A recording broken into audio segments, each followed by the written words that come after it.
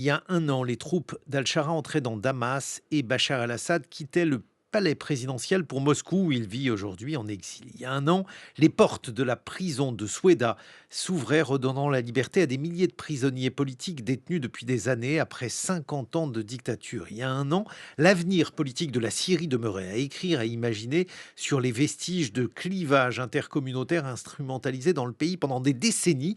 Aujourd'hui, alors qu'Al-Shara demeure à la tête de son gouvernement provisoire, quel bilan tirer de la Syrie post-Assad? Bonjour Anthony Samrani, Bonjour. vous êtes co-rédacteur en chef de L'Orient le jour. Alors comment célèbre-t-on, commémore-t-on en Syrie la chute de Bachar al-Assad? Vous savez, il y a une hostilité, je dirais même une détestation qui est très partagée dans l'ensemble de la population vis-à-vis du régime Assad, y compris au sein de populations qui lui étaient plutôt loyales jusqu'à la fin, tellement ce régime fut cruel, fut arbitraire et a pris tellement à ces populations sans leur donner en retour. La question vraiment aujourd'hui, c'est qu'est-ce qu'ils ressentent par rapport au nouveau régime. Et là, on voit des différences très intéressantes. Il y a un sondage qui a été réalisé il y a quelques jours par le Arab Barometer Uhum. qui dit que 80% des Syriens, 80% c'est énorme, soutient le nouveau régime, mais dans ces 80%, on a une très grande majorité d'Arabes sunnites, les gens qui ont finalement été les plus maltraités pendant 5 décennies d'assadisme. Et au sein des différentes minorités, le constat est beaucoup plus nuancé. Donc la grande question qu'on se pose aujourd'hui, c'est comment est-ce qu'on raconte cette nouvelle Syrie? Est-ce qu'on met l'accent sur l'espoir de cette grande majorité ou sur la peur des minorités? Est-ce qu'on met l'accent sur le fait que des millions de Syriens ont effectivement retrouvé leur pays, que la parole a été libérée, ou sur le fait qu'il y a eu des massacres contre les Alaouites, contre les Druzes? Il y a des tensions fortes avec les Kurdes. Justement, alors d'abord, premier point, dans ce que vous dites, Anthony Samrani, et c'est très impressionnant parce que on avait l'impression qu'il y avait au moins une partie de la population qui soutenait Bachar. C'était d'ailleurs bon, la question que posait la Boétie, qui soutient le tyran. Comment expliquer 5 décennies de régime autoritaire, dictatorial en Syrie sans qu'il y ait au moins une partie de la population qui le soutienne? Il a tenu par la peur, essentiellement.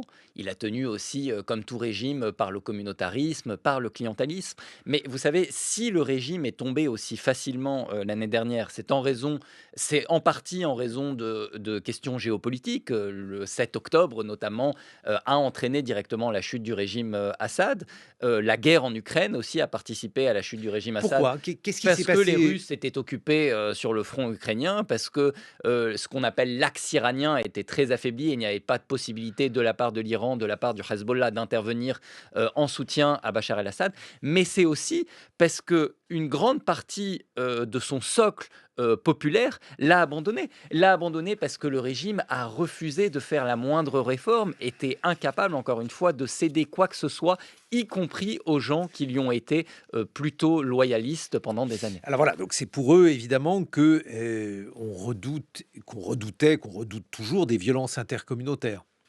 Oui, effectivement, parce qu'aujourd'hui, autant il n'y a pas de justice transitionnelle en Syrie, il n'y a pas de justice transitionnelle parce que la plupart des caciques du régime sont en Russie, sont à Dubaï, sont au Liban. Il n'y a pas une volonté forte de la part du nouveau régime d'adresser ce sujet hein, qui est explosif. Il n'y a pas de comité, par exemple, qui a été créé pour juger ces personnes. Autant il y a un esprit général de revanche, la revanche d'une majorité sunnite qui a été à l'échelle de la Syrie et je dirais même à l'échelle de la région ces 2 dernières décennies la principale victime de la victoire de ce que l'on avait appelé l'axe iranien et qui aujourd'hui euh, euh, se dit arrêtez de nous parler des minorités, arrêtez de nous parler des Alaouites, arrêtez de nous parler des Druzes. Nous avons souffert et nous avons le droit de prendre notre revanche. Et Ahmad El-Sharia, le président, doit gérer ça parce qu'il a au sein de son clan des gens qui sont beaucoup plus radicaux que lui sur cette question. Et il a aussi au sein de la population une vraie demande. Et tant qu'il n'y aura pas de justice, forcément, l'esprit de vengeance prévalera. Qu'est-ce qu'ils veulent les radicaux dans son camp? Ils veulent probablement. Déjà, ça dépend qui on appelle les radicaux. Il y a des gens qui, d'un point de vue religieux, sont plus. Ahmad El-Sharia est un homme conservateur. On pourrait le définir dans certaines mesures comme un islamiste, et encore qu'il n'est pas, par exemple, frériste, il ne peut pas être comparable à un dirigeant des frères musulmans. Mais il y a des gens qui sont encore plus conservateurs que lui, et il y a des gens qui sont très clairement euh, qui s'identifie au djihadisme auquel il appartenait par le passé et qui ont envie de poursuivre cette voie-là. Donc, qui ne comprennent pas tous les gages qu'il est en train de donner aux minorités, même si, de notre point de vue et du point de vue des minorités, ces gages sont minimes. De leur point de vue, c'est déjà trop important. Qui ne comprennent pas les pas qu'il fait vers l'Occident et qui comprennent encore moins sa volonté d'éventuellement conclure un accord diplomatique avec Israël. Voilà, la première question, c'est celle des Alaouites. Oui, bien sûr, parce que cette population, elle est à tort associée au régime Assad. Je dis à tort pourquoi? Parce que bien sûr que tout l'appareil militaire syrien, tout l'appareil de pouvoir syrien était très majoritairement alawite, alors que c'est une minorité en Syrie. Mais la grande majorité de la population alawite a souffert. Quand Mhm. vous allez dans les régions alaouites, ce sont des régions pauvres, ce sont des régions désœuvrées. Et aujourd'hui, ils sont associés à l'ancien régime et on leur fait porter le poids de la responsabilité de décennies de dictature. Donc il y a une peur très faible et il y a une peur pardon, Très, très très forte forte. au sein de ces communautés. Et cette peur, elle est instrumentalisée par des acteurs extérieurs. Un très bon article de Reuters est sorti là-dessus il y a quelques jours, notamment le cousin de la famille Assad, Rami Marlouf, qui finance depuis la Russie une volonté insurrectionnelle pardon, contre le nouveau pouvoir. Et là aussi, vous savez, les nouvelles autorités, dès qu'il se passe quelque chose dans les régions alaouites ou dans les régions druzes, vont dire c'est les anciens du régime ou c'est Israël qui instrumentalise tout ça. Ce n'est pas faux, il y a une instrumentalisation, mais l'instrumentalisation ne suffit pas à comprendre le poids des exactions qui se sont passées dans ces régions. Et alors la question kurde maintenant, Anthony Samrani, si on passe en revue justement les différentes minorités, bon, eux aussi étaient écrasés sous Bachar. Et écoutez, ce qui est très intéressant, c'est que la Syrie a fait des pas de géant en un an, et en même temps, aucun problème fondamental n'a été réglé. Et la question kurde en fait partie. C'est-à-dire qu'il y a des négociations depuis des mois. Il y a eu un accord qui suppose que les forces kurdes déposent leurs armes et rallient totalement Damas. Et aujourd'hui, cet accord, il n'est pas mis en œuvre. Il n'est pas mis en œuvre parce que les Kurdes demandent des garanties fortes. Ils veulent notamment rentrer comme un bloc au sein de l'armée. Mhm. Ils veulent davantage d'autonomie. Eux aimeraient un fédéralisme, et vous savez, le mot fédération est toujours perçu comme un gros mot dans le monde arabe.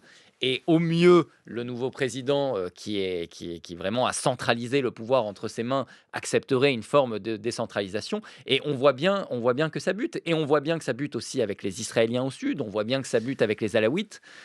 Pardon, je vous laisse poursuivre. Non, non, non, mais justement, je voulais aussi vous entendre avec la question israélienne, parce que au début donc de la prise du pouvoir d'Al-Shara, il y avait beaucoup de frappes israéliennes sur la Syrie dont on comprenait mal la rationalité. Jusqu'à maintenant, pardon, on peut la discuter, cette rationalité. Que veut clairement Israël en Syrie? Est-ce qu'il veut un accord diplomatique avec un régime qui, depuis qu'il est arrivé au pouvoir, a montré à de maintes reprises qu'il n'était pas dans une logique d'hostilité Mhm. vis-à-vis d'Israël?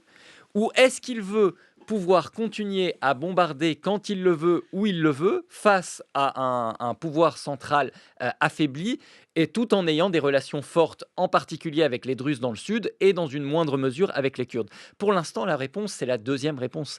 Il y a des négociations qui sont en cours depuis des mois, là aussi, entre Israël et la Syrie, des négociations sur l'idée de ressusciter l'accord sécuritaire qui avait été conclu en 1974. Ces négociations, elles butent parce que les exigences israéliennes sont tellement élevées.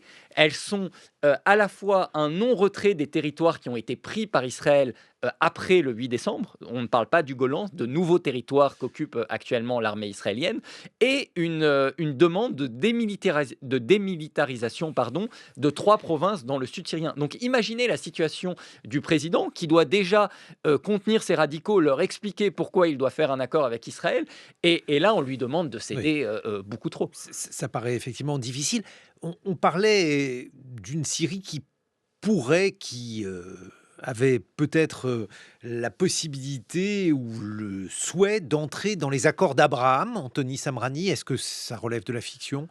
À terme, peut-être pas. Aujourd'hui, oui. Je pense qu'il y aura plusieurs étapes. Il y aura, éventuellement d'abord un accord sécuritaire et au bout de quelques années, cet accord sécuritaire pourra se transformer en accord diplomatique. Cela dit, le fait que d'autres pays arabes, dont la Syrie, rejoignent l'accord d'Abraham dépend énormément du comportement d'Israël. Et aujourd'hui, du point de vue des pays arabes intéressés, et je pense en particulier à l'Arabie saoudite, on ne voit pas Israël comme un partenaire qui a envie de conclure des accords diplomatiques raisonnables. Un mot de conclusion, Anthony Samrani. Malgré tout, vous restez optimiste? Oui, je reste optimiste parce que beaucoup a été fait, parce qu'il a réussi à reconnecter tout de même la Syrie au monde, parce qu'il y a un espoir, parce qu'il y a la liberté. Encore une fois, si on peut dire tout ça aujourd'hui en Syrie, si on mène des enquêtes parfois qui sont douloureuses, hein, notamment sur l'enlèvement des femmes alaouites, c'est parce qu'il y a cette liberté.